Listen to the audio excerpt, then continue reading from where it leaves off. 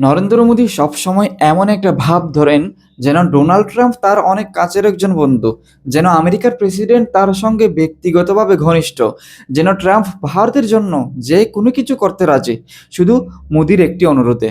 জনসভায়, বিদেশ সফরে, এমনকি নির্বাচনী প্রচারণায় তিনি ট্রাম্পের নাম এমনভাবে নেন যেন তারা দুইজন খুবই ঘনিষ্ঠ একজন বন্ধু। কিন্তু যখন ট্রাম্প ভারতের উপর শুল্ক বাড়িয়ে দিলেন, তখন পুরো বিশ্ব বুঝে গেল এই কথিত বন্ধুত্ব আসলে এক অভিনয়, এক রাজনৈতিক নাটক, যেখানে নরেন্দ্র মোদী তার নিজের দাম বাড়ানোর জন্য, ইমেজ রক্ষার জন্য জনগণকে ভ্রান্ত ধারণা দিচ্ছেন যে ট্রাম্পের সাথে তার অনেক ভালো একটি সম্পর্ক।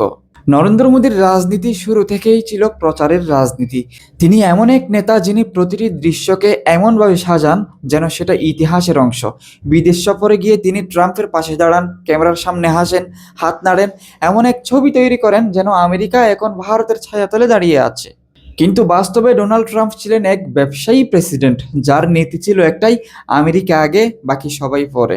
ট্রাম্পের কাছে বন্ধুত্ব মানে ছিল সুবিধা আদায়ের সুযোগ, আর মোদি ছিলেন সেই সুযোগের মঞ্চ। ভারতের সাধারণ মানুষ যখন টেলিভিশনে দেখেছে ট্রাম্প আর মোদিকে একসাথে হাঁটতে, তখন তারা ভেবেছে এটা ভারতের গৌরব। কিন্তু একই সময়ে আমেরিকা কিন্তু ভারত থেকে বাণিজ্যিক সুবিধা কেড়ে নিচ্ছিল, ভারতীয় পণ্যের উপর বাড়তি কর বসাচ্ছিল। মোদি সরকার সেই সিদ্ধান্তের বিরুদ্ধে কোনো কথাই বলতে পারেনি, কারণ মোদির কাছে বাস্তব ক্ষতির চেয়ে গুরুত্বপূর্ণ ছিল নিজের বিশ্বনেতা ইমেজ বজায় রাখা। তিনি চেয়েছিলেন জনগণ ভাবুক ট্রাম্প তার বন্ধু, তাই ভারত আজ বিশ্ব শক্তি।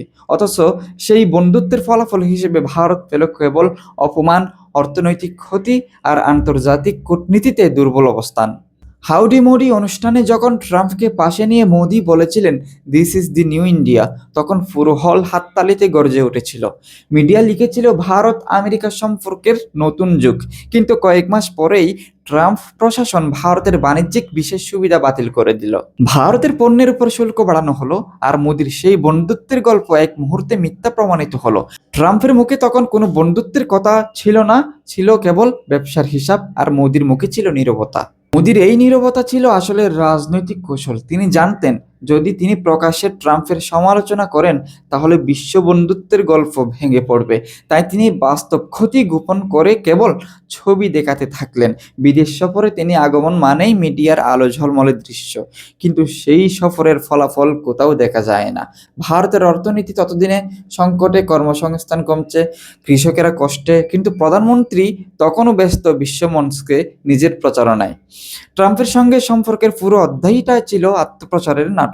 ট্রাম্পের নাম ব্যবহার করে মোদি নিজেকে এমন এক উচ্চতায় দেখাতে চেয়েছিলেন যেন তিনি আন্তর্জাতিক পরিসরে অপ্রতিরোধ্য।